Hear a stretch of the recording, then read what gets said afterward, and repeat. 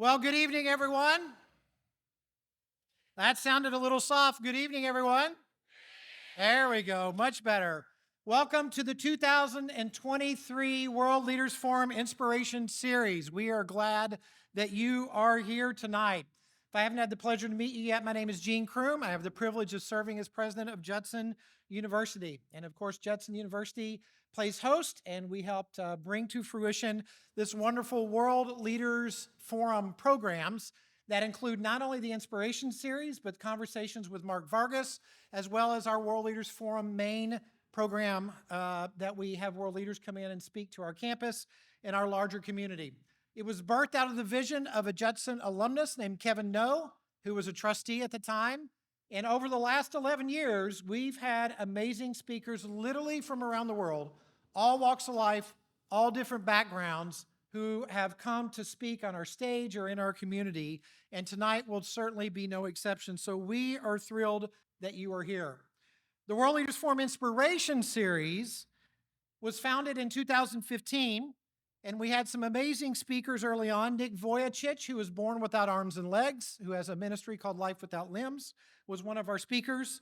Mary Lou Retton, the Olympic gymnast from the United States, was also one of our speakers. And you can pray for her, as you may have read in the media, that Mary Lou Retton has undergoing some significant health challenges, so keep her in your thoughts and prayers. And an amazing illusionist named Jim Monroe was also a part of that program. Then we tried to figure out, where do we want to go with the World Leaders Forum and Inspiration Series. And during that time, we recruited a new person to the board, Jacqueline Ruiz. And we talked to Jackie because of her story about being one of the very few Latina aviators and being a publisher and writing books and literally speaking around the world. What would inspiration look like? And what came out of that conversation is really the reconstitution of the World Leaders Forum Inspiration Series. And this is the second year with having Jackie as our hostess for the program. We're also fortunate to have with us, Jackie is a member of the World Leaders Forum board, as am I. And we have one additional board member that's with us tonight, Miss Mary Meadows of WR Meadows. Please give Mary a big round of applause for joining us. We also have members of our board of trustees, our alumni board of directors, and as you can tell, faculty, staff, and students. And the proceeds from the World Leaders Forum programs, all of them collectively to include our golf outing that we host in the summer, the proceeds that go ultimately to benefit every single student at Judson University in one way or the other. There is no program in Chicagoland like the one we're presenting tonight. University of Chicago, Loyola, Northwestern, DePaul, wonderful institutions, Wheaton College. There's no program that has quite the lineup of impressive guests that we have tonight. They may come close to equaling it, but for the students, faculty, staff, and community who are here, you're in for a treat because this is truly a one-of-a-kind evening that we have. And your support and your being here tonight goes to support all of our students.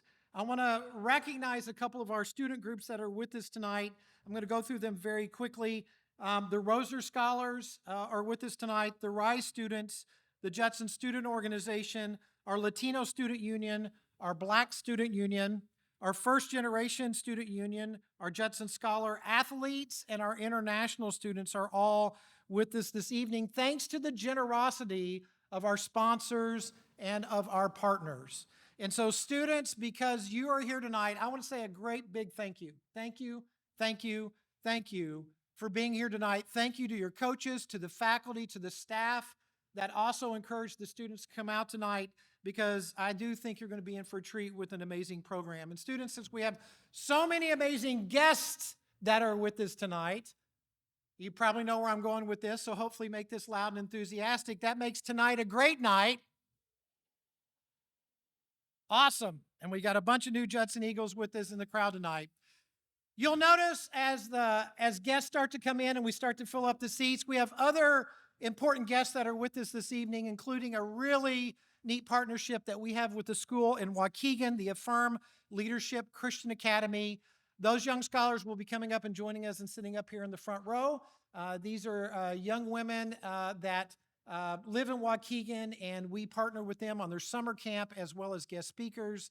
And we're thrilled to have them as a part of this. And our hope and dream is that one day they'll be the future Judson Eagles as well, too. I would be remiss without saying thank you to all of our generous sponsors. Our sponsors are amazing. They make it happen for faculty and staff and students to be here, sponsoring your tickets, but also for this event to take place. In addition to the faculty and staff, the production crew, campus safety, the folks at Fresh Ideas, Kristen Egan, the folks in the advancement office, plan operations, my wonderful wife, Cindy Kroom, the First Lady, everyone planning and organizing this event have a big impact on it. But it's our sponsors that provide the important financial support to make this evening run.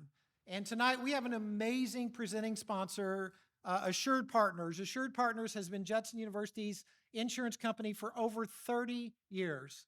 They just simply take care of us, and they've done a wonderful job of that, and we're deeply appreciative of all their support during that time. Boomer Whipple is representing them tonight, so Boomer, thank you. Please give Assured Partners a big round of applause.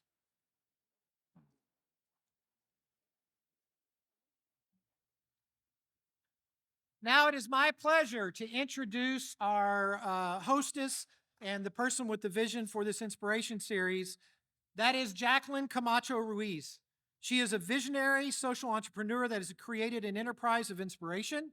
With more than 20 years of experience in the marketing and public relations industry, she's created 2 successful award-winning companies, established 2 nonprofit organizations, published 29 books, the largest collection of Latina stories and book anthology series in the world, and held events on 4 continents. She's received over 30 awards for her contributions and business acumen, not the least of which, just within the last couple of weeks, being recognized as a distinguished alumna of one of her alma maters, College of DuPage. Jackie is currently the CEO of JJR Marketing, one of the fastest growing top marketing and public relations agencies in Chicago, and Fig Factor Media, an international media publishing company that helps individuals bring their books to life. Jackie is also the founder of the Fig Factor Foundation, a not-for-profit organization dedicated to giving vision, direction, and structure to young Latinas ages 12 to 25, as well as she serves as the president of the Instituto Desarrollo Amazing, and I can't even pronounce the last word, Jackie. Will you help me with that? Thank you very much. The first youth center in Mexico, offering various hands-on experience courses and global connections to support local troubled youth in defining their dreams. Jackie currently serves as the board member of the Fig Factor Foundation, the alumni executive board of the College of DuPage, and is our colleague on the World Leaders Forum board. She is a recent graduate of the DePaul University Women Entrepreneurship Cohort number 3 and the Stanford University Graduate School of Business Latino Business Action Network Cohort 11. She represents the 2.6% of women entrepreneurs with over 7 figures in the United States. Jackie is a cancer survivor and one of the very few Latina sports airplane pilots in the United States. She believes that taking off is optional, but landing on your dreams is mandatory. Please welcome our hostess, Jackie Ruiz.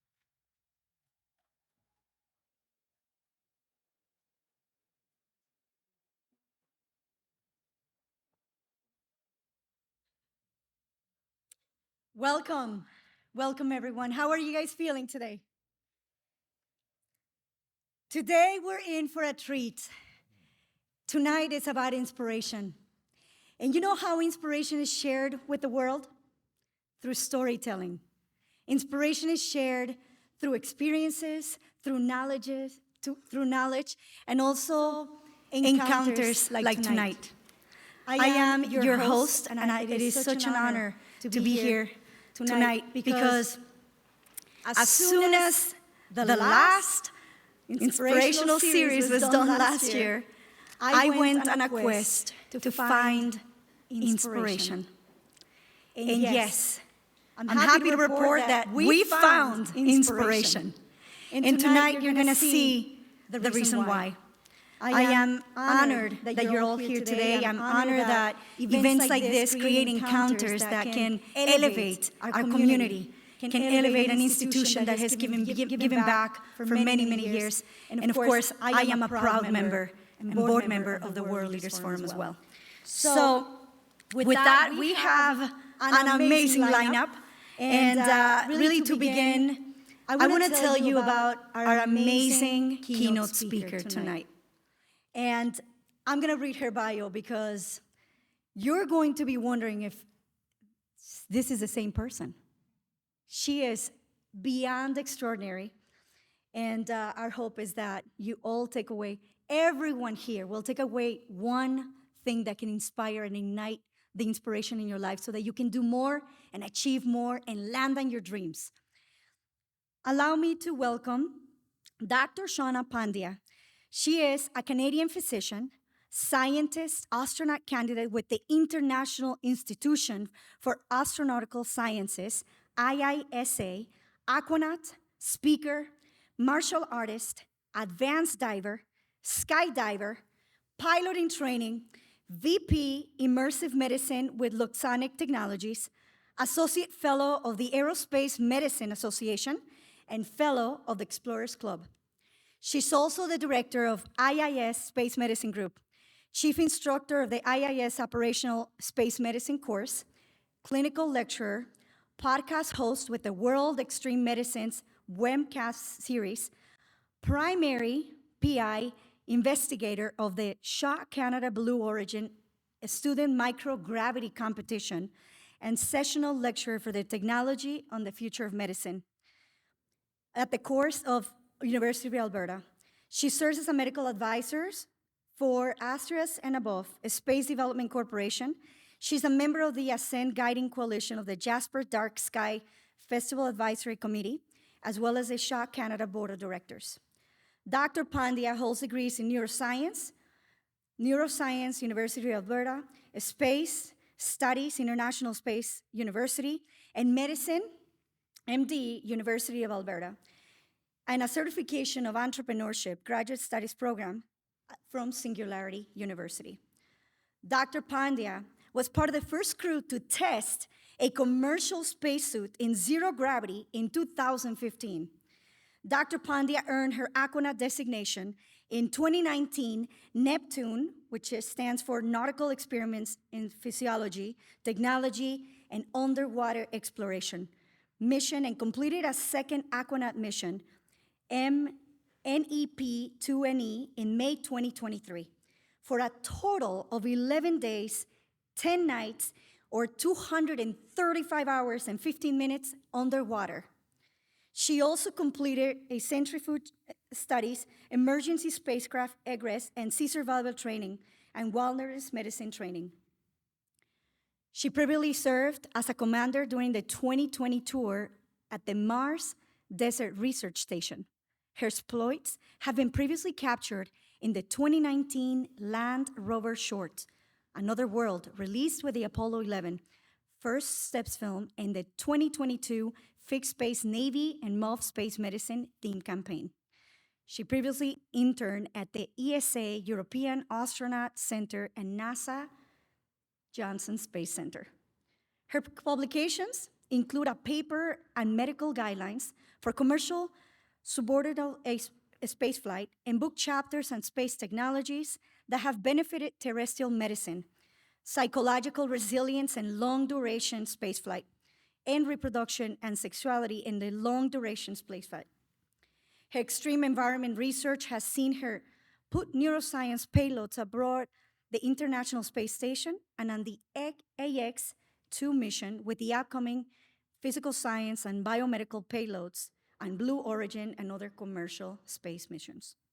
To date, Dr. Pandya has presented her work at the International Astronautical Congress, the NASA Human Research Program Investigators Workshop, the Aerospace Medical Association Conference, the Next Generation Suborbital Researchers Conference, the International Space Development Conference, the World Extreme Medicine Conference, and more.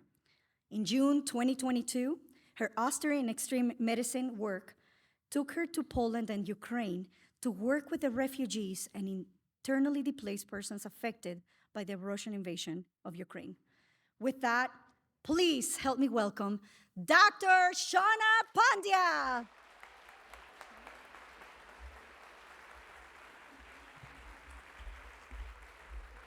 Thank you so much.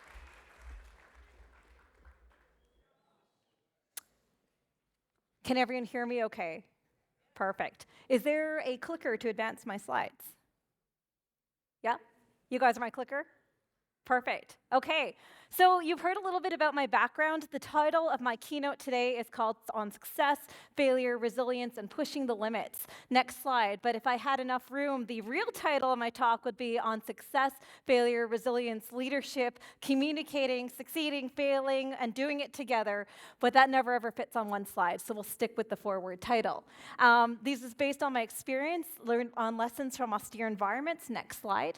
And as you've heard, in my time as a physician and an astronaut and a candidate and an aquanaut, as a pilot in training, skydiver, I think I've learned a little bit about working in extreme environments. And I've been fortunate enough in my time, as you heard in my bio, next slide, you can go ahead to the next slide, to test spacesuits in zero gravity on parabolic flight. So for those of you who have not heard of this concept, we also call it the vomit comet, and it's how we achieve microgravity or periods of zero G without going to space. So we're flying no higher than a commercial spacecraft commercial aircraft, which on a transatlantic flight, you may be flying at about 39,000 feet. When we do these tests, we fly at 17,000 to 19,000 feet. And the way we generate these periods of zero gravity is just like when you're going over the crest of a roller coaster, you feel your stomach lift into your throat for a second. It's because you're falling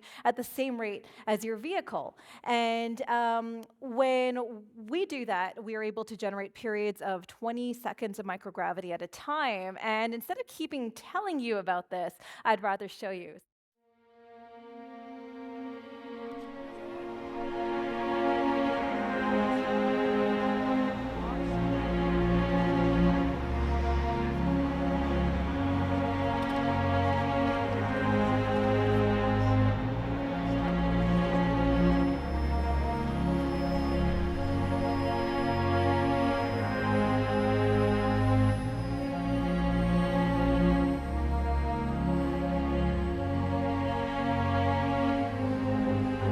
Cover all the tasks so that I can record it.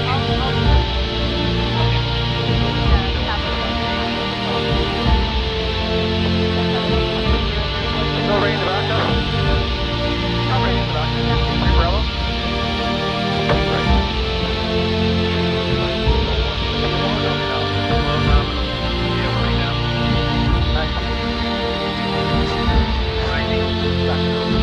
So Adam, I will get the report back.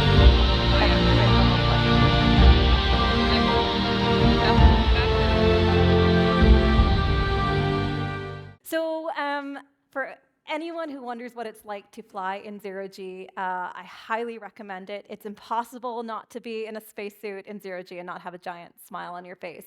So my other experiences have taken me to testing a totally different type of suit. This is the one you saw in the zero G was an IVA intravehicular activity spacesuit. This is an extra vehicular activity spacesuit, the kind you see on spacewalks or during the Apollo missions.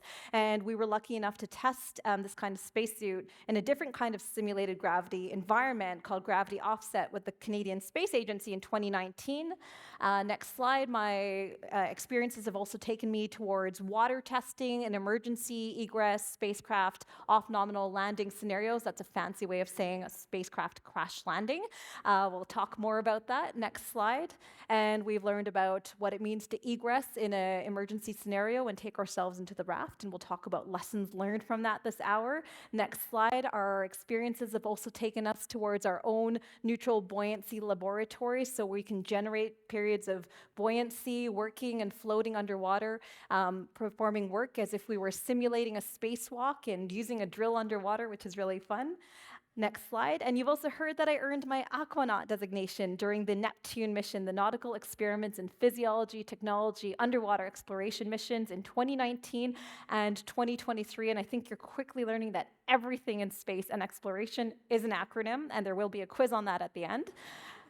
And we lived and worked as a crew of 5.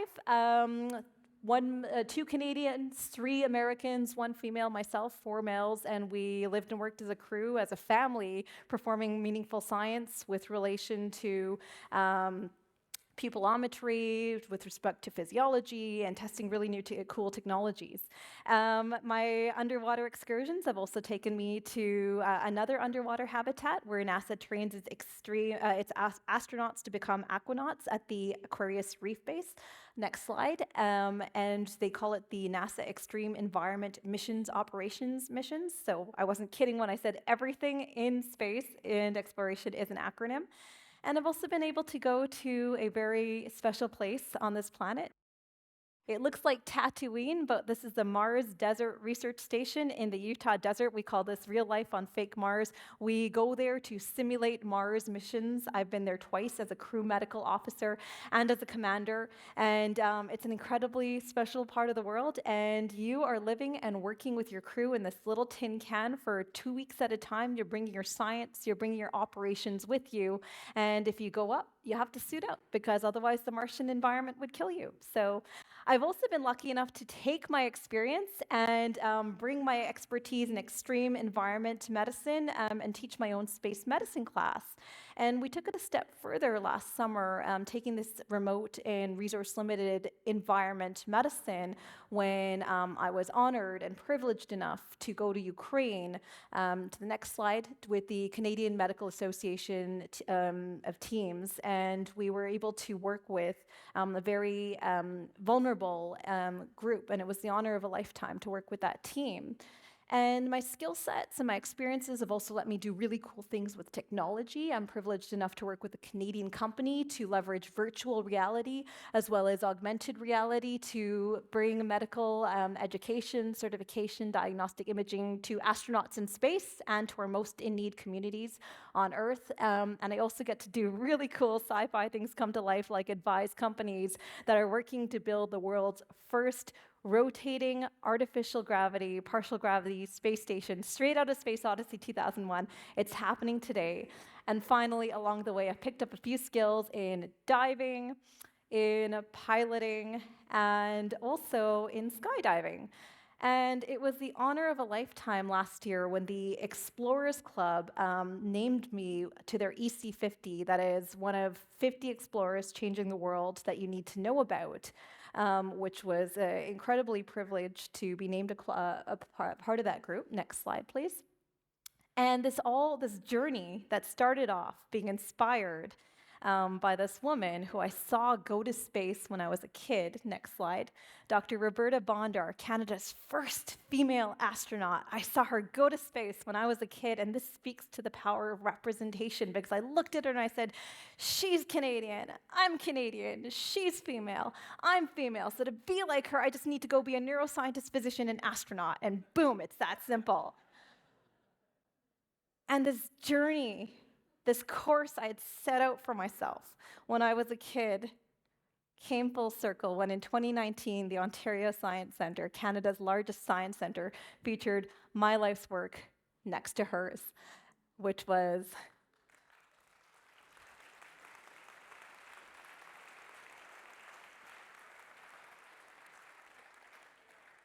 Thank you very much. But that just goes to show those pinch me moments, those dreams you set for yourselves.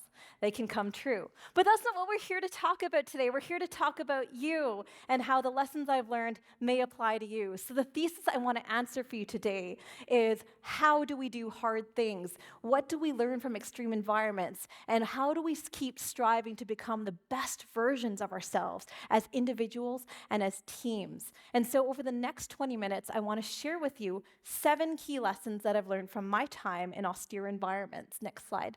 And so the first lesson I want to share comes down to success and failure, because it's so easy to think about waking up and setting a goal for yourself and going from point A to point B, achieving your goals, and boom, you just wake up like that, when in reality, success looks a lot more like this. Sometimes it's 2 steps forward, 1 step back, 3 steps forward, 5 steps back. And I want to start with this very important thesis. And it's so important that it has its own slide, and it's simply that it is okay to fail.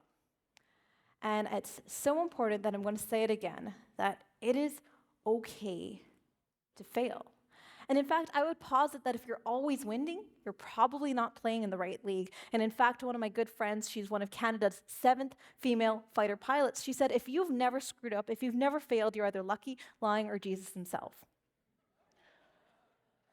So what happens? We all fail. And it's easy to think of success and failure in terms of ones and zeros and absolutes as either a perfect success or it's a massive failure, when in fact, I would posit that success isn't always pretty and success isn't always perfect. And I'm going to take you through a training scenario of mine from one of my spacesuit scenarios now. And in this particular scenario, we were simulating an abort ascent. And so you're going to space in your spacecraft, but the launch doesn't go quite as planned. So you're drifting down into the ocean on your parachute. And in this particular scenario, you had to unlatch your harness from your parachute, pull up your visor, deploy your portable flotation units, swim over to your raft, climb up the ladder, declare yourselves home free, and eventually your success would look something like this. Sounds pretty simple, right? You know, drop into the ocean, do your thing. Except from the get-go, my simulation started going sideways from the very start because I thought I pulled the seals on my spacesuit tightly, except I didn't. And all of a sudden, my spacesuit started taking on a lot of water. And by the time I got to the raft, I was still buoyant because of my flotation devices. But now I was going to pull up the entire weight of my body, the weight of my spacesuit, and the weight of a spacesuit up to my chest, full of water. And what should have been a 2-minute scenario became this 10-minute epic struggle as I fought to climb up each rung. And what should have become a 3-foot journey up a simple rope ladder may as well have been a journey of 3 miles up that ladder. And I struggled through. I finally made it into the raft. But at the end of the day, my success looked like this. And just to orientate you as to what's going on here, this giant blob of a human goldfish, that's me, tangled up in the webbing of the rung, and that black thing sticking up in the corner is my shoe. So it just goes to show to you that success isn't always pretty and success isn't always perfect. And looking back at that scenario, what got me through that day in my success was resilience. And it's so easy to think of resilience, this mental fortitude, this grit, this stick-to-itiveness, this ability to bounce back when things aren't going well. And it's so easy to think that it's something we're born with. It's an innate trait, when in reality, resilience is something we can learn. It's something that's widely studied in the literature, and it can be broken down. There's many models of resilience, but it can be broken down into the literature in 5 key traits. So there's positive self-talk, there's positive social support networks, breaking things down, impulse control, and then mental rehearsal. So coming back to that scenario, every single one of those elements of resilience came into my success that day. There was that positive self-talk, telling myself that I had this. There was that impulse control, resisting that urge with my fingers, trembling though they were, that wanting to give up and let go, but just keeping on going. There was the mental rehearsal of being in an actual ocean scenario, because if I gave up, then it would be akin to accepting death. And there was also the breaking things down. I didn't focus on going from the bottom of the ladder to the top because that was a monumental journey in and of itself. No, instead I focused on getting the next millimeter of ground gained. And lastly, though they may not have been in the pool with me that day, my team was standing on the side of the pool telling me that I had this, that the end was in sight, and just knowing that they were there cheering me on helped me get through the end of that scenario. So success isn't always pretty, and success isn't always perfect. And on that note, failure can sometimes be deceptively innocuous looking. So here's a snapshot from my 2017 microgravity campaign. This was a particularly special campaign because we were testing a brand new spacesuit with a brand new aircraft, with a brand new company out of a brand new airfield. So with so many unknowns, the most veteran flyers were asked to test the spacesuit. And this would have been my 3rd or 4th campaign by this point. Except that day, something felt off. I didn't quite feel like myself, and I thought, walk it off. You have one job to do. You have to test the spacesuit. And I tried to push through, except by parabola 5, I wasn't feeling it. And luckily, one of my teammates, the test director, saw that, called a knock it off, fly straight and level, pulled me out of the spacesuit, and 30 seconds later, I threw up. And I'll spare you the mental image of what it's like to throw up in 0G. Suffice to say, it's gross, and had I done that with the visor down on my spacesuit, it would have posed a real asphyxiation risk. And so I felt terrible. I kept apologizing to my team. And finally, one of my teammates said, "Look, you got to stop being so hard on yourself." And I took a moment to reflect, and I realized he was right. And I realized that when we fail, there's a way to fail in a way that on ourselves that's destructive or a way that's productive. So how do we do that? How do we fail productively? How do we fail up? Well, it helps to know what tools we have at our disposal. And one of those is knowing the art of the debrief. So this is a tool that we use in every operational thing we do, from flying to skydiving to medicine. And what we do is we pre-brief. This is a snapshot from one of our microgravity parabolic flight campaigns. We gather as a group, develop a same shared mental model of what our success criteria are. Then we break off into our flight crews in chairs. We're practicing all of our moments, parabola by parabola. Each one of us knows our actions, and then we do a dress rehearsal on a grounded aircraft in our spacesuits and flysuits. Then we fly the campaign, and then finally we gather around and debrief again. And the idea is to dissect what didn't go so well so that we can analyze that, share those lessons learned, and also so we can reinforce those patterns of performance that we want to repeat in the future. And so dissecting what went wrong with me that day, I knew that I had overheated from the start and I wasn't quite as hydrated as I should have been. And so taking those lessons, I put them into application, and the next time I flew zero-G, I was able to fly a perfect campaign, or at least a non-aborted campaign from start to finish. And so the moral of the story here is that failure can be a beautiful teacher if we let it. And so if we're saying that failure can be a beautiful teacher and that success isn't always pretty and success isn't always perfect, then maybe it's apparent that success and failure can be two sides of the same coin. So the next lesson that I want to share with you is on getting things done. And so I'm a big believer in not just setting goals, but setting boundaries. And why do we do that? Because sometimes we feel bad when we say no, until we realize that we're not saying no to make someone else feel bad or to see their project fail. It's because there's only one of us to go around. We haven't quite conquered the ability to clone ourselves. So we say no to make our yeses count. And think about it, because if we're always saying yes to everything, we're wearing ourselves thin, we're starting the day at 3%. Then we aren't able to serve the causes and the purposes we want when our battery is run low. The next thing I want to talk about is how we set goals. So to do that, I've co-opted NASA's risk matrix. And so how does NASA decide what risks need to be identified and de-risked before any human spaceflight mission?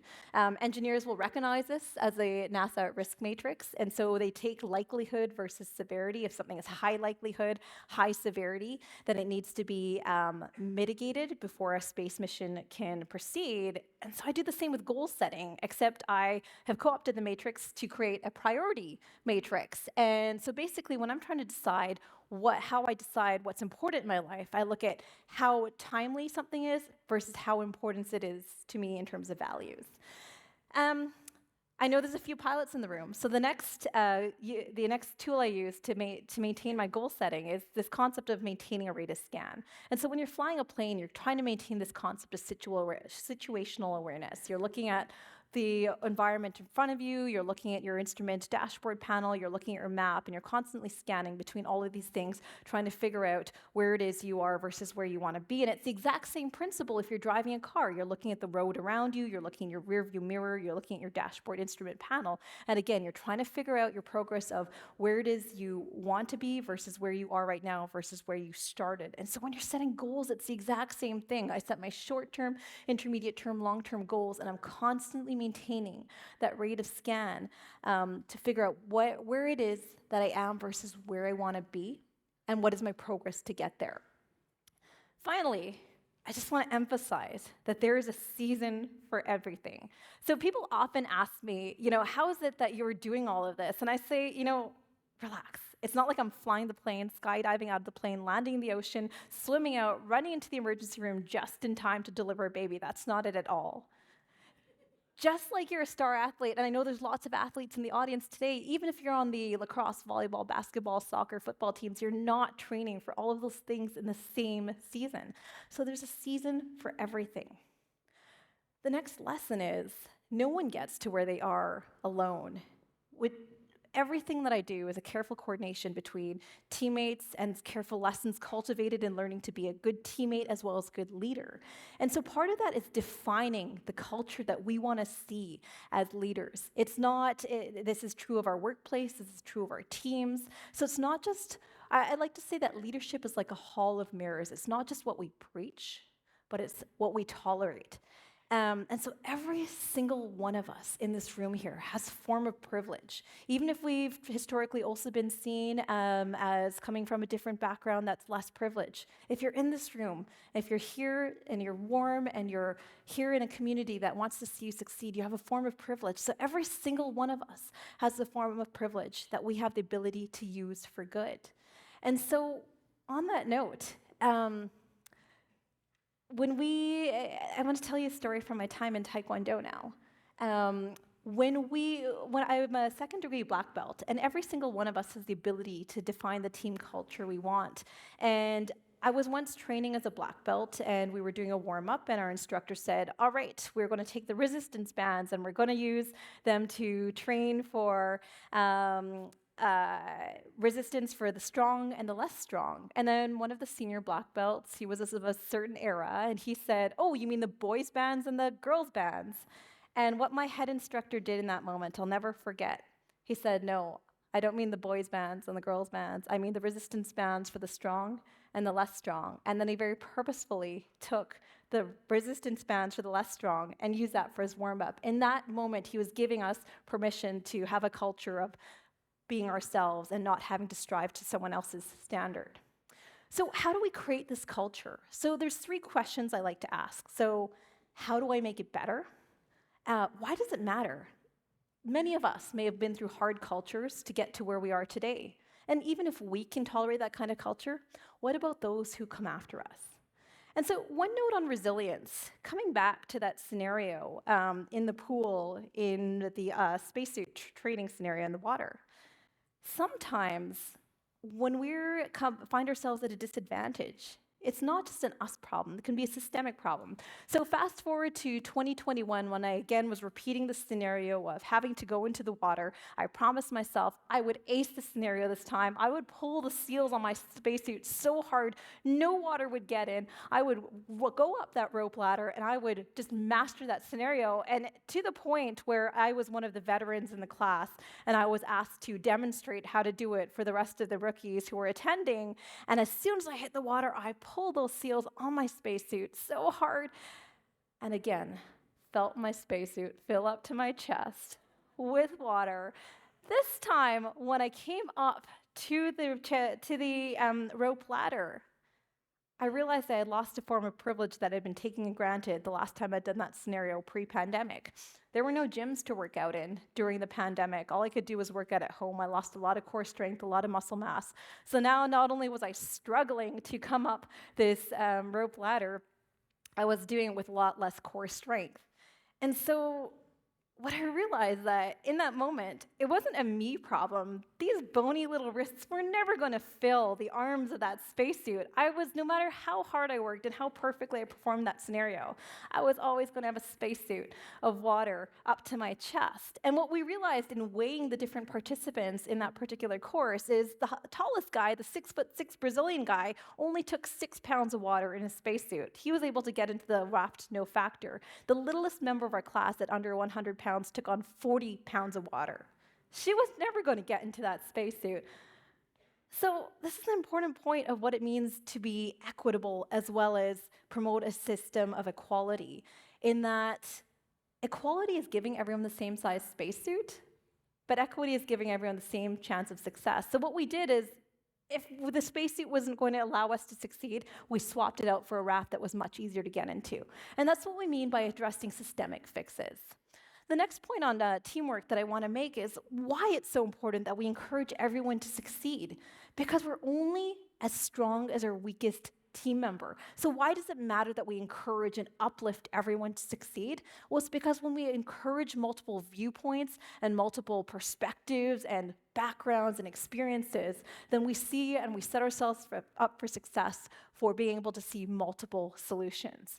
So when we're creating our teams, we have to find people who will walk through walls for us. And there's a picture of my mom up there because she absolutely is one of those people, but we absolutely have to be willing to do the same for them.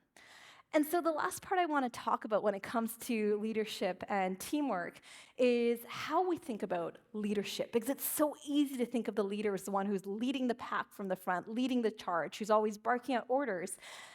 When instead, if we think about leadership as a brick wall, as a mortar between the bricks model, it's easy to reframe how we think of what leadership should be, because if we think about a brick wall, but we take away the mortar, where's the strength in that wall? Without the mortar, that brick wall would fall down. There's no connections, there's no glue, there's no strength to that wall. And so leadership is the same. Our duty as leaders is to find those gaps within our team and build connections and build bridges so that we have strength to stand together. Next lesson I want to share with you is on developing our model of who it is that we want to be. And there's a whole series of questions that have developed over time that include addressing our values of who it is, what's most important to us, who it is that we want to be versus who we are, and what's that gap, and our plan to close that gap. And then most importantly, finding out our code of conduct, how it is that we want to operate with authenticity and integrity in our lives. And also addressing that imposter syndrome, that feeling that maybe we're not good enough to be there or that we don't belong there. Before long, we're going to be found out. So who here's never felt that imposter syndrome, who's, felt that, they've always nailed this? Okay, so no one's raised their hand, because if you did, I was going to ask you to come finish the keynote. Because every single one of us feels this, including myself. And so what if we reframed an imposter syndrome as a growth opportunity? Because even if we don't believe in ourselves, someone somewhere put us in this position and believes in our opportunity and our ability to grow into that position. So yeah, we can experience the imposter syndrome, but we can also view it as an opportunity to do better. As we get down to the last few minutes here, the next lesson I want to share with you is about learning to make decisions in tough spots. Because if you're a leader, if you're seeking to do hard things in this world, you're going to find yourself in hard spots. And I often get asked, when you're trying to land a plane, when you're trying to deal with difficult situations in the emergency room, how are you dealing with all these inputs? I've been in situations where I've been dealing with an acute stroke in one trauma bay, and then a penetrating facial trauma comes in the next bay, and then there's an acute scalp hemorrhage in the next bay. How do you deal with all those inputs? Break it down to simple principles. Go or no go. No matter what's happening, no matter how many inputs you have going on, you always have that split second to pause, take a breath, and say go or no go. And so I want to tell you a story from my training and my residency. I was once training in surgical obstetrics, and I was on call that night, and I was in the emergency room when all of a sudden I was paid stat overhead. Dr. Pandya, come to the labor ward stat. Dr. Pandya, come to the labor ward stat. And when you're paid stat in a hospital, it's never for good reasons. And so I came to the bedside of this high-risk patient we had, and to give you an idea of what a normal fetal heart rate, a normal baby's heart rate is, it's usually between 110 and 160 beats per minute. And when I got to the bedside of this patient, instead I saw this, 50 beats per minute. And so I knew that this baby needed a crash C-section. And so my first go or no-go decision was get this patient to the OR stat. So then the next thing I was told once we got to the OR was, Dr. Pandya, your staff surgeon is 20 minutes outside the hospital. What do you want to do? I knew that baby didn't have 20 minutes. I also knew I was a senior resident at the end of my training, and I had to make that go or no-go decision. So I started that section. We had that baby out in 4 minutes. We resuscitated them, and then mom and baby did well. So sometimes when there's all these inputs coming at you from multiple directions, break it down to basic principles. Go or no go. But remember your training. We don't rise to the level of our training. We fall to the level of our basic instincts. So what are the frameworks that we work within emergency scenarios? In medicine, we use the ABCs, airway, breathing, circulation. In piloting, we use aviate, navigate, communicate. Fall to the level of your training. Know your stuff inside out, but also don't be afraid to ask for help when you need it. Okay, So the second to last lesson I want to talk to you about is fear, because some of this stuff is really heart-pounding inducing and gets your chest and your heart rate going. But that's the thing, fear is not a static trait. And I learned this because I often used to get asked about what scared me. And I used to think I wasn't afraid of a lot until I went skydiving to get my free fall solo skydiving license. And that's when I learned I wasn't afraid of heights per se. I learned I was afraid of jumping from heights. And that's a really interesting realization to come to when you were hanging outside of the aircraft at 14,000 feet above the ground and you need to make a decision. And so in that moment, feeling my chest tightening, my pulse skyrocketing, I had to get through that moment. I had an option. I could go or no go. I could abort the jump and just ride back to the ground in a ride of shame, or I could try to get through this. And what I did is I looked back in the airplane and I looked back at all those smiling, happy faces of those repeat skydivers, and spoiler alert, they'd made it through alive. So there was that rationalization. And then the other part of it was repetition. Because I got through that jump and I did it okay, but it didn't mean that I was immediately cured of my fear. It meant that I had to go through worst case scenarios. On my second ever jump, my radio failed and I was unable to communicate with my instructor, so I had to learn to land on my own pretty quickly. On other jumps, I didn't have my body position quite right and spun out of control and had to learn how to right myself. So it comes through repetition, rationalization, and working through the best and worst case scenarios. Fear can go away, but it takes work. So we're going to stick on this slide for a second. As we get to the last couple minutes here, I want to talk about the responsibility that each and every one of us has in this room, because whether you realize it or not, even if you think you're just starting out as a student, someone somewhere looks up to you.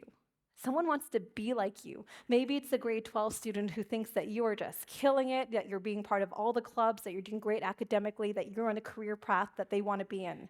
Or maybe you're a senior and maybe you think that you're at the end of your career and that no one's watching you, but someone somewhere wants to be like you. And we all have this obligation inside of us to share that admiration others have for us. And this really hit home for me when I was interning at NASA as a fourth-year medical student, because I was sponsored by the Canadian Space Agency. And they told us that the Canadian Space Agency astronauts who were down there, they would give us a call, they would hang out with us, and we're like, that's very nice, Canadian Space Agency. They're astronauts. They have better things to do than hang out with us fourth-year medical students. And sure enough, on my first day there, I got a phone call in my office, and I said, you have to hold on, I'm looking for my passport. And then it clicked after I'd put that person on hold that that person on the other end of the line was none other than Canadian astronaut and future commander of the International Space Station, Commander Chris Hadfield. And I just put him on hold. And so this man, true to the Canadian Space Agency's word, would take us out for coffee, would take us flying. The first time I ever flew a plane was with Chris Hadfield, because he believed in the merit of playing it forward. If he hadn't taken all that time during his training, he was training to be commander of the ISS. He had things to do, but he also believed in investing in others. So if someone who's as busy as Commander Hadfield took time to invest in myself, I don't think the rest of us have another excuse. So the last thing I want to share with you today is the value of pushing the limits. Why does it matter? Why does it matter that we push harder or faster or further than we've been before? And to get a little nerdy on you, I liken it to materials stress testing. Why do we push materials to their limits? It's because we want to know where the limit is. And in certain cases, so we don't go near that limit, maybe that's where our comfort zone is. Or maybe if we reinforce that material, we can push harder, faster, higher than we've been previously. And I think character is the exact same. And this all fell into place for me when myself and my excursion partner at the Mars Desert Research Station, we would find the most slippery, most highest, steepest slopes to climb. And when we did, we discovered the world that lay before us. We would not have been privy to those paths if we hadn't pushed that hard. So we push the limits to know what comes next. So we've talked a lot about here today when it comes to pushing the limits. We've talked about success, failure, working in teams, dealing with the hard stuff, overcoming fear, and making difficult decisions. So I want to come back to that thesis question. We'll go ahead a couple slides. When we started off this question, we talked about why we do hard things and why does it matter that we keep striving to be the best versions of ourselves as teams and as individuals. And I hope that we've answered those questions, but as a bonus question, I want to talk about why it matters. Because every single one of you come from a unique background, a unique experience, a unique set of skills that I don't have. And this really hit home for me in Ukraine that to make ourselves successful, we needed the nurses, the translators, the logisticians, and the physicians. Every single one of us in this world is uniquely positioned to do a world of good. And there is a world out there that very much needs it. So I hope that you've learned something based on my experiences today. I thank you very much for your time, and I look forward to the conversation afterwards. Thank you.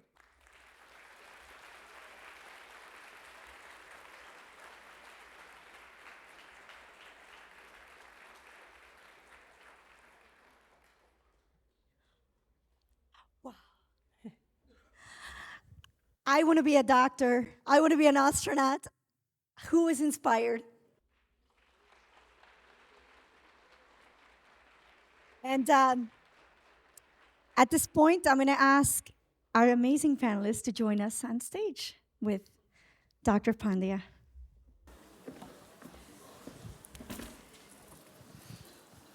So by now, you probably figured out that this panel, led by our amazing keynote speaker, is all about women in STEM. And you're going to find out a little bit more about this fascinating, amazing panelists that will continue to inspire you today.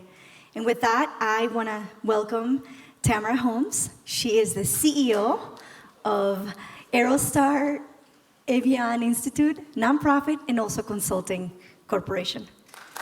Good morning. Well, good evening.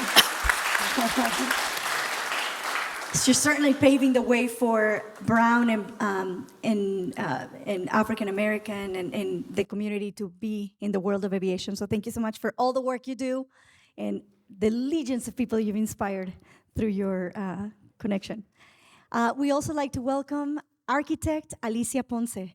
She represents one of the 1% of Latinas in architecture. And she's paving the way with her amazing Architina program and as the CEO and design director of AP Monarch. Thank you so much for joining us. To my right, I have Erin Miller. Erin Miller is a private pilot. She's an author, and she is the granddaughter of a Women Air Force service pilot. And she's joining us today from around the world. Thank you. We were actually just at an amazing event in Texas together with our books, and that was amazing. And of course, big round of applause to our amazing keynote speaker, Dr. Shawna. I'd like to kick off this conversation because a lot of people might see pilots and architects and astronaut candidates and everybody. And you might be thinking, well, it's probably an easy road, and you got there, you were on stage. But I want to have an opportunity for you to share a defining moment as a woman in STEAM. So why don't we start out with you, Tamara? So good evening, everyone. My name is Tamara Holmes, again, the founder and CEO of Aerostar and Aerostar Avian Institute. So I started my career in aviation, I think at 16 years old. When I was able to get a free airplane ride with the local chapter of the Chicago Tuskegee Airmen. I had never at that point in my career, in my life, seen black guys with airplanes in any type of association or in the vicinity of aircraft. And that pilot asked me if I wanted to fly the plane once we were already flying over Lake Michigan. And that day I knew that aviation had probably not only saved my life, but changed my life. I went on to have an amazing career in aviation, but the pivotal moment for me was in corporate. I landed my dream job in aviation right out of college. And my 90-day performance review, my supervisor told me, you'll probably never be in front of the client. And while you do exude a tremendous amount of self-confidence, you have to realize that your colleagues may react negatively to that. I think I might have done a 360 in my seat, like, who is this guy talking to? But what he didn't know about me is that I already knew who I was. And so as I worked my way through that company, needless to say, the next day was September 11th. My 90-day review was on September 10th, 2001. The firm laid off 90% of the folks that was working there, and we went from an office of about 125 folks to 14 people. And guess who was in front of the client? And guess who got 20 years of aviation and aerospace consulting experience in 10 years? And so the last 7 years I was working for that firm, I was the only African American that wasn't taking out trash or making coffee of all the employees worldwide. 7 years, I was the only African American working for that firm that was not making coffee or taking out the trash. And I had everything that everybody told me that I should have.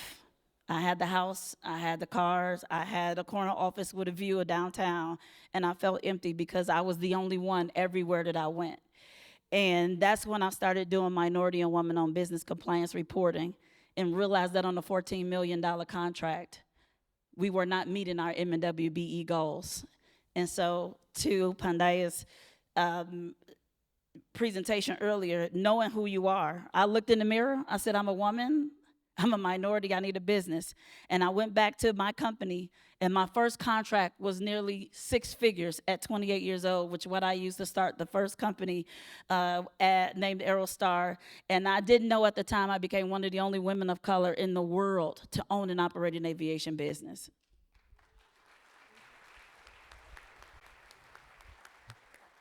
I knew we were gonna need some Kleenex, so we have plenty here behind the flowers. Alicia? Thank you. Good evening, everyone. Thank you for being here. I love having so much youth in the audience. You bring a lot of energy to this night. For my defining moment, it happened in little bits and pieces along the way, but I really didn't realize it until I realized that the sky is not the limit. I was.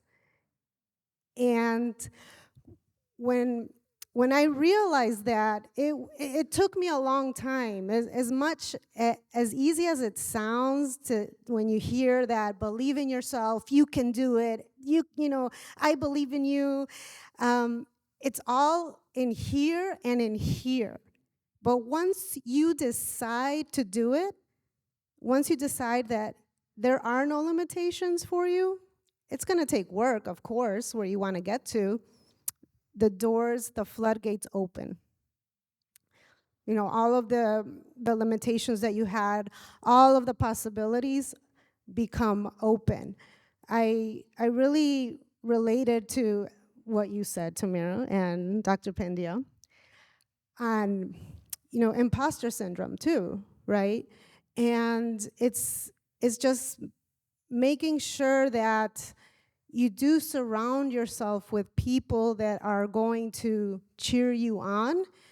And yes, get comfortable with being uncomfortable, because there is no growth if you're not uncomfortable. If you want to get to the next level. I wanted to be an architect at the age of 6 years old. I didn't know what it took to get there, but I was gonna get there. I believe that we all have different starting lines to our destination. And sometimes those starting lines are not apparent to us. You know, you question, is it really that difficult? Or why is it much harder for me? So you just kind of have to navigate through those things and carry all of the positives with you to make that happen. So my journey was to become a licensed architect and build buildings. But I never realized what was to happen once I became a licensed architect. I started my business. as a minority-owned, women-owned business. And then there are other limitations that you're just not aware of, and you start to navigate through. But you have to have that spirit of determination, resilience, and passion for what you do. And all of those experiences had me questioning, why am I the only one that looks like me?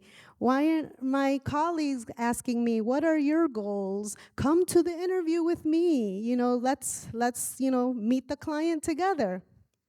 So that really pushed me to start a nonprofit, which is national now, to raise a representation of Latina architects in the US.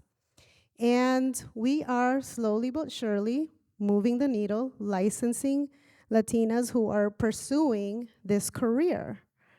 And talking about those things with our allies and opening the doors of opportunity and recognizing how equity is important, how it helps all of us. So I will end it there, and we'll continue. Thank you. And by the way, Alicia is the architect behind the amazing center that we're building in my hometown in Mexico, and her beautiful vision come to life there. Thank you. Erin.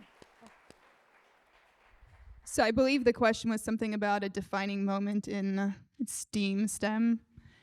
Jackie did not tell us the questions before this, so I am making this up as I come here. Also, I've had a lot of jobs in my life, and my day job, which Jackie forgot to mention, and don't get mad, I'm an attorney. So I've had a lot of jobs. My current day job is attorney, but I spend a lot of time going around giving talks to schools and museums and air shows and talking about my grandmother, who was a pilot during World War II. They were with the WASP, the first women to fly military planes for the United States. And I led a campaign to have a law passed through Congress so that she could be buried where she requested, which was Arlington National Cemetery. They told us she wasn't allowed to be there because her service was not equivalent to the other people that had served. So I worked with more than 150 members of Congress and led a media campaign and social media campaign, and I've now written 2 books about it to get that passed and signed by the President of the United States so that my grandmother could be laid to rest where she deserved to be.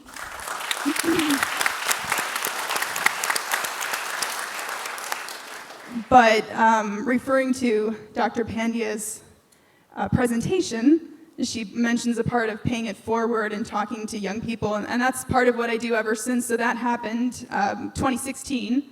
So since then, I've been very engaged in women in aviation and going around giving talks, like I said, at schools and museums, not just about my grandmother, but I give talks about civics and government, how does legislation move through Congress, how to make change in your community. And I'm also a pilot. I got my license in April of this year, and so I'm very new at flying, and people always used to say, why don't you fly like your grandma? And I'm like, I don't know, whatever. I have all these friends that fly me. Why do I have to do it? But anyway, so finally one day I was like, fine, I'll do it. So I've had, like, as I mentioned, I've had a lot of jobs, and one of my things in life that I've noticed, I just kind of go with my gut, and you kind of find yourself in the right place. And I really like aerobatics, which is doing loops and rolls and all this stuff in the air. And you probably, if you're not a pilot, you probably think all the pilots kind of learn that stuff, but you don't. There's only really, in the grand scheme of things, a very small number of pilots that do this on a regular basis for fun, which sounds crazy, but I enjoy it. And so I actually did my first aerobatic contest about a month ago. And yes, I just learned how to fly, and then I went and did an aerobatic contest, because a friend of mine who was running the contest invited me to come out and do it, and I told her I would. And even though I have a job being a lawyer and doing all these things, and I was very busy, so I didn't really have time to train properly, but I was, doing as well as I could. And I knew I was going to go there and be terrible at it, but I didn't care. And because I told my friend I was going to go, and part of my thing in life is, you say you're going to do something, you do it. So I went out there and I had fun, and it was very tiring, and one of the other contestants let me his parachute, another person let me use his airplane, and everyone was very supportive. And one of the contestants brought his little cousin, who was a 13-year-old girl, and she was kind of following me around all weekend, and we were talking a lot, and it was really fun, because these are like a 3-day contest thing where you're together with these people for a few days. And anyway, so at one point we were talking, and it was all rained out on one of the days, so the next day we had to kind of do everything. So I got to talk to this young lady a lot, and she told me how she wanted to be a lawyer when she grew up, and she wanted to fly planes and all this. And I said, well, that's awesome. And she told me, you're my role model because you're an attorney and a pilot. And I was like, that's so sweet. And then I said, thank you. And I said, I'm going to be the worst person in this contest because I don't really know what I'm doing. And she's like, it's okay. It's your first time. You'll get better. So, that's like all these moments I have with all these kids going around. I speak to huge rooms like this and more. And, not everyone is going to take something away from it, but there are people who really, as she said, that really take something out of it and look up to you, and you don't always realize it. Thank you. A little unknown secret is that pilots are basically we use our Bible for flying is called the Far Aim, and the Far Aim is a very thick book that is written by attorneys for pilots, and we always joke around because 1/3 of that book is how you get your license, and 2/3 is how you lose your license. So thank you very much, Erin. Dr. Pandya. Yeah, so when talking about my defining moment, it's easy to think that I had this vision of who I wanted to be when I was a kid. And I mean, to a certain point, like every single one of my grade school and junior high assignments was something space related or about being an astronaut. But again, there's no degree in astronautology. Like you can't just go get your bachelor's degree and go be an astronaut. Like you have to, get some sort of STEM degree. And as you heard, my role model was Dr. Bonder, so that's what led me to study neuroscience. And then medicine is so competitive. You have to be heads down focused. And it wasn't until I started seriously applying for medicine that I realized, this is competitive. I need a backup plan because I know people with 4.0 GPAs who they're very active in their community. They're president of such and such student group. They've built hospitals in Nepal, and they didn't even get an interview. And that was really sobering. So I thought, okay, if medicine is my ultimate goal, what is something else as a backup plan that I could do that I would be equally happy doing if I didn't, if I spent the year not getting into medicine and building up my resume? And then I realized somewhere along the line, I'd heard of this place called the International Space University in Strasbourg, France. They had a master's program, and it was kind of like Starfleet Academy. Like, you did a master's degree in all things space. And I thought, well, that sounds competitive too. But you know what? Let me apply to both. And to my shock, I got accepted to both med school and the master's program. And this was the first time I had to make a good, hard, tough decision. It was a tough decision, but it's a good decision to have. And I thought, well, look, medicine is incredibly hard. Let me, gently, kindly defer, turn down the master's university, the master's program. But I tried to do it in a diplomatic way, and I said, oh, I'm sorry, the scholarship amount you're offering just isn't enough. So they came back and said, well, what if we gave you more scholarship money? And I said, okay, look, I'm not one for signs from the universe, but I think this is a sign. So then I went back to the medical school and said, look, I realize medicine's my priority. I realize you have every ability to say no because I applied for med school in this year. But might I ask for a deferral? And if you say no, I'll come to medical school, but I think this is a good opportunity.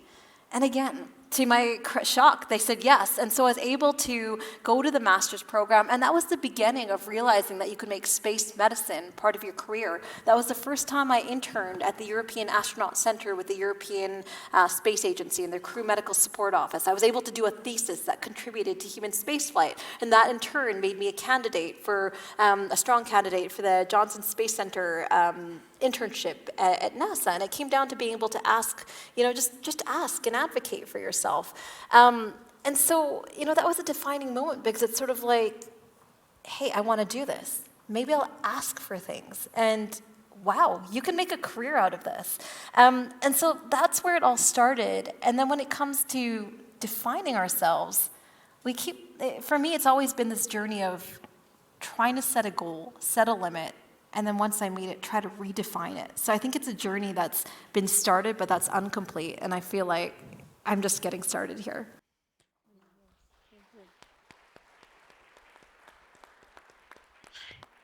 This amazing room is filled with visionaries, dreamers, and people that are really inspired. Am I correct? Yes. So give yourselves a big round of applause, please. Now I want to take our panelists to the one piece of advice that you can give a young man, a young woman who wants to get into the STEAM careers. What would you say, Tamara?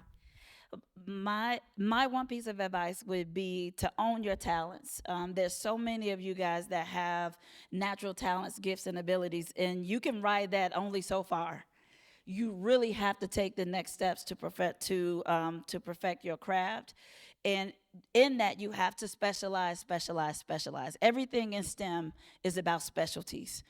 When I started doing workforce development with children and talent pipelining them from kindergarten into aviation careers, everybody thought that was such a far-fetched idea.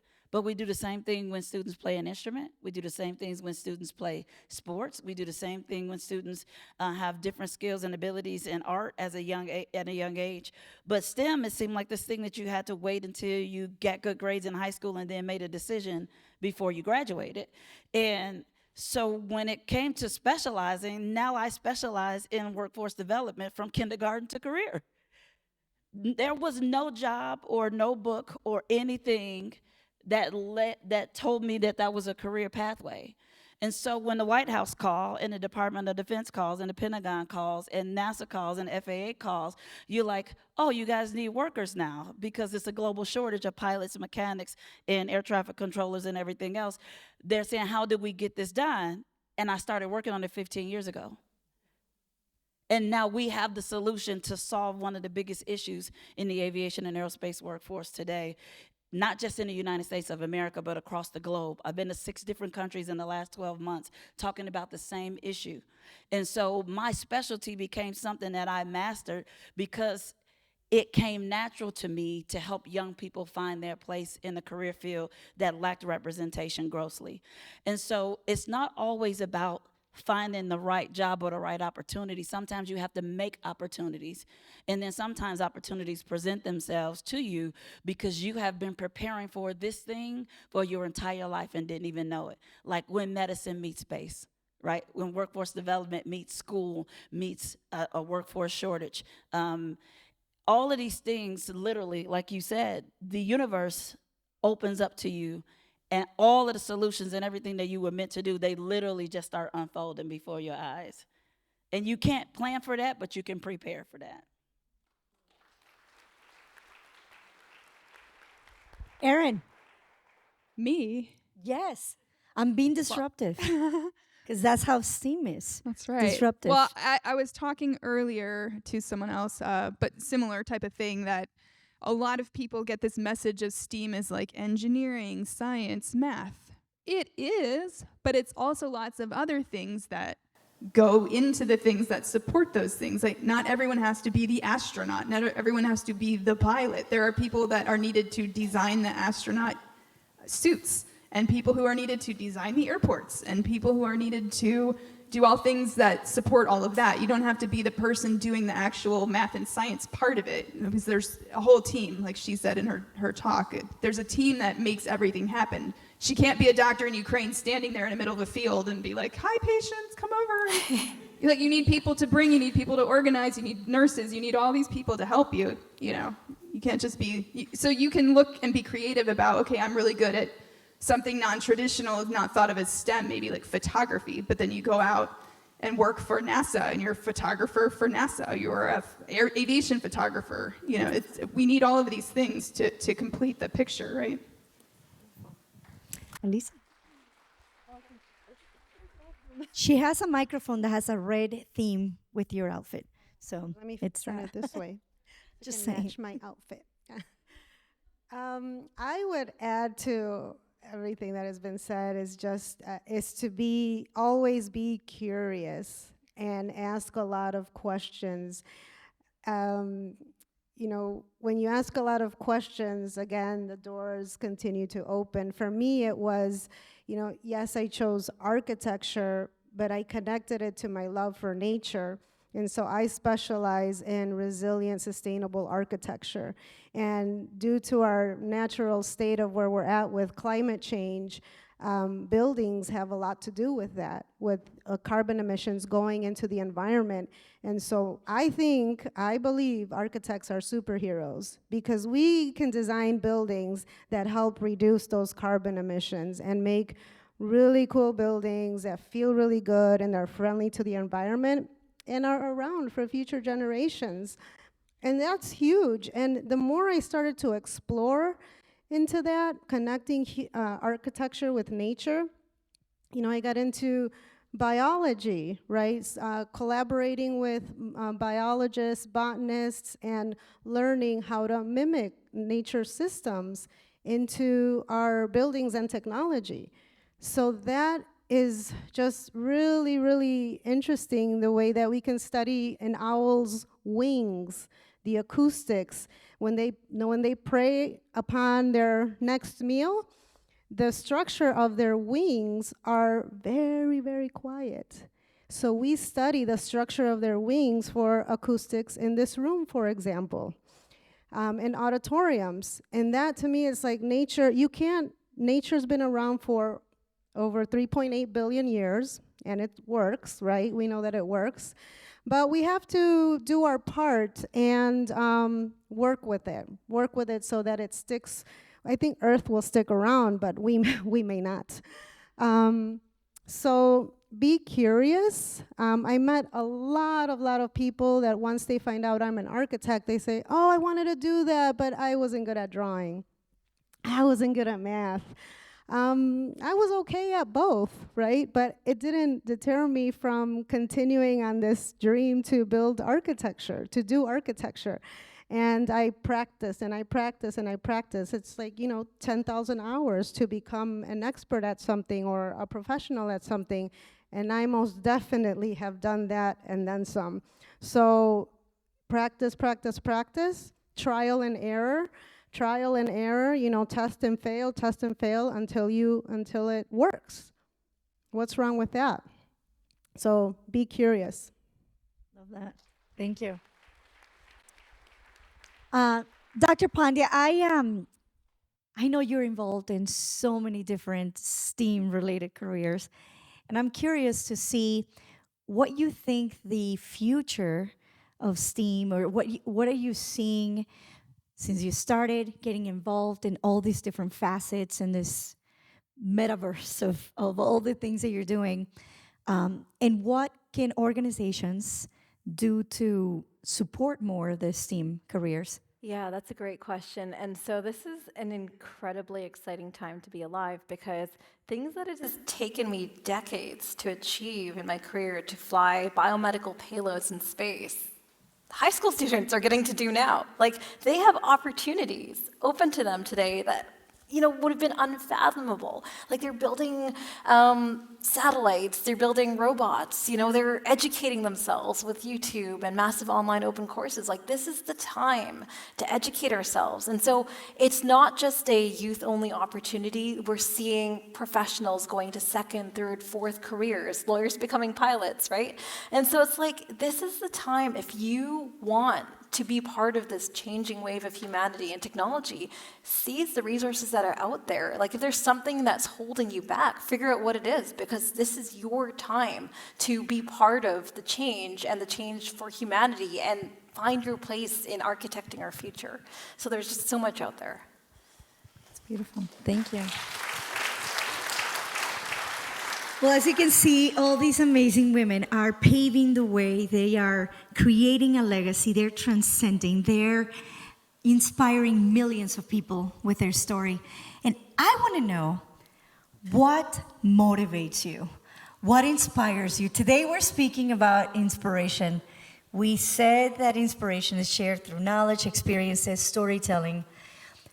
And I want to know, in the darkest of times, as you're embarking on these amazing careers, what is that fire that keeps you going? Tamara?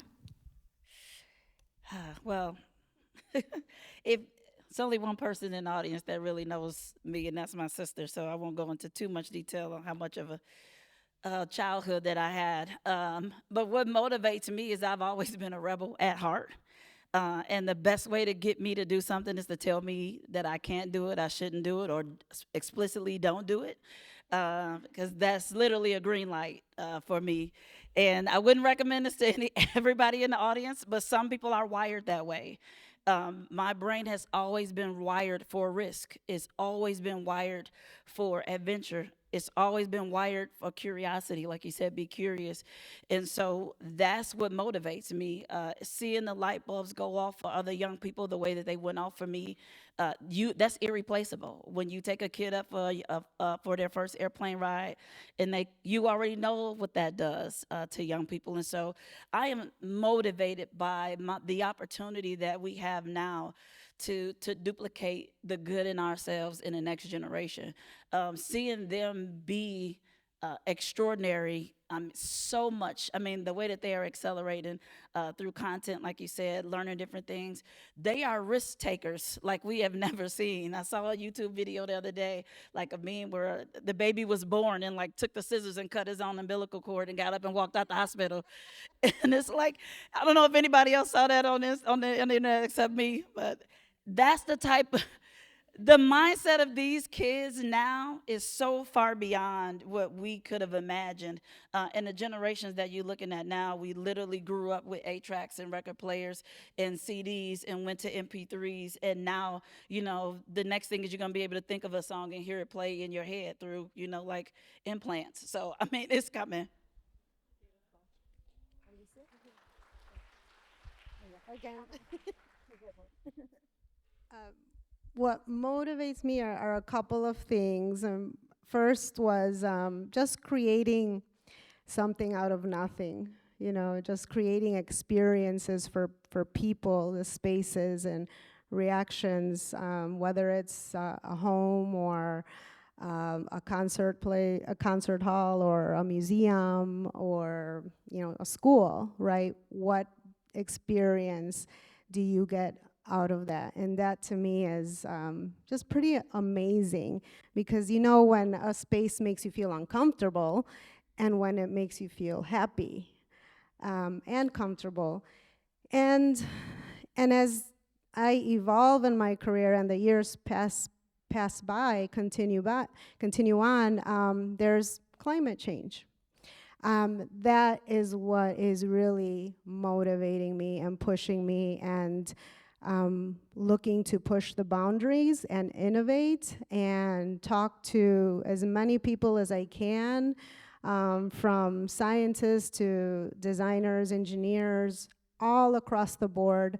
How can we come together and create environments that are here for the next 7 generations? How do we can do that.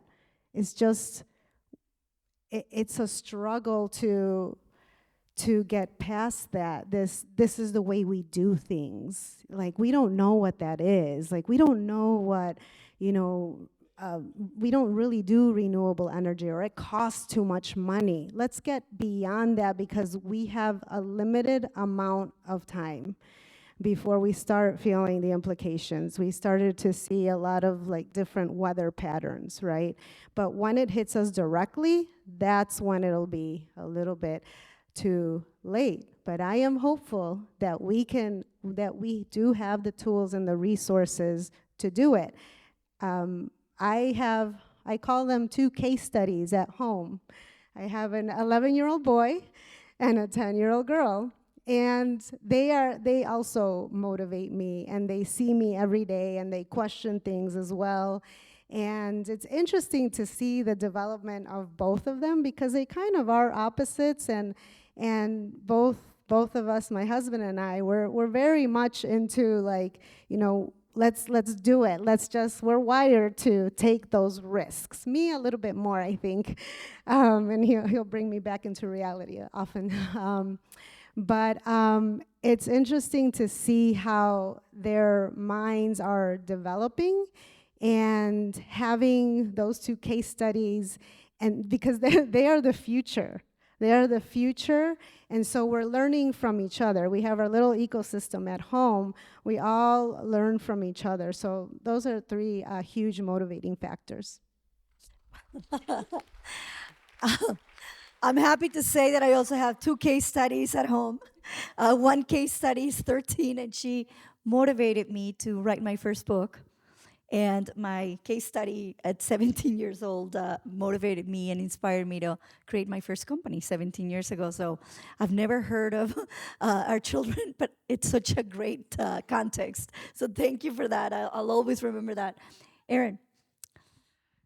When I was a child, I was very interested in traveling and going overseas, and I think a lot of that was modeled after my grandmother. She traveled to like 152 countries or something. Same grandma that flew in World War II. So I have a natural curiosity, like they were talking about. I have a little bit of rebelliousness to me.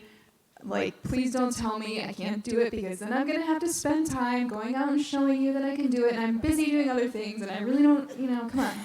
Like the U.S. Army telling me you can't bury your grandma here, and I'm like, oh, come on. Seriously? Okay, well, now I have to go get a law passed. I'm sorry.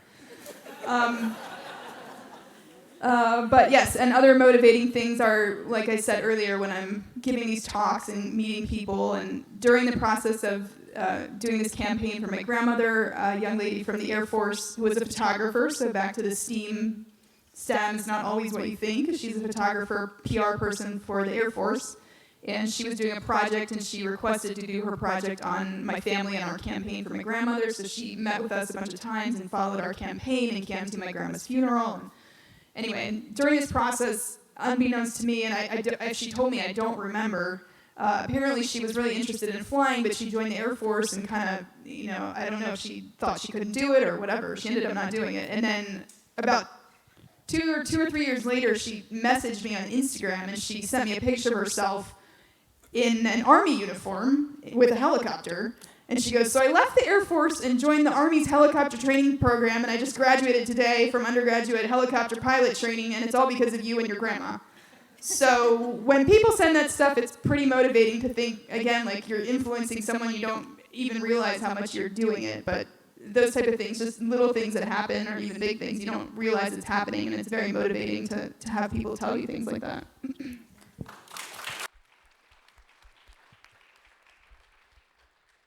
Yeah, that's a really nuanced question. I think the first thing comes down to knowing one's values, and for me, it's freedom, curiosity, exploration, having control of my own schedule, and then just wanting to work on complex, hard problems. The second part of it is just being incredibly motivated by the people I work with, the teams I work with, just the caliber of those people make me feel like I need to do more with my life. And it's sort of like, okay, well, what's the next step? I'm clearly under-accomplished compared to this group, so I need to do more, present company included. And so just being motivated by the caliber of people you work with and wanting to serve them in the way they serve you. And then that ties into the third thing, which is problem solving. Like, I'm wired to solve problems. I love working on complex problems, which ties into the fourth thing is there are so many problems out there, but we can also reframe them as opportunities to do good and to solve problems and to inflict good on the world. So that would be the 4-point summary. And then the fifth one, of course, is caffeine. I'm very motivated by caffeine. I knew there was a secret, a deeper secret. Thank you.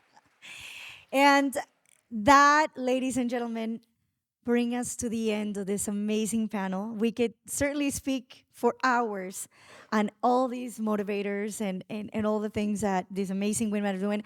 Please give them a big round of applause. Thank you. Thank you. Thank you.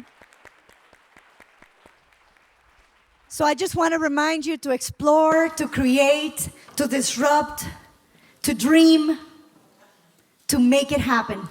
So thank you so much, and back to you, Dr. Krum.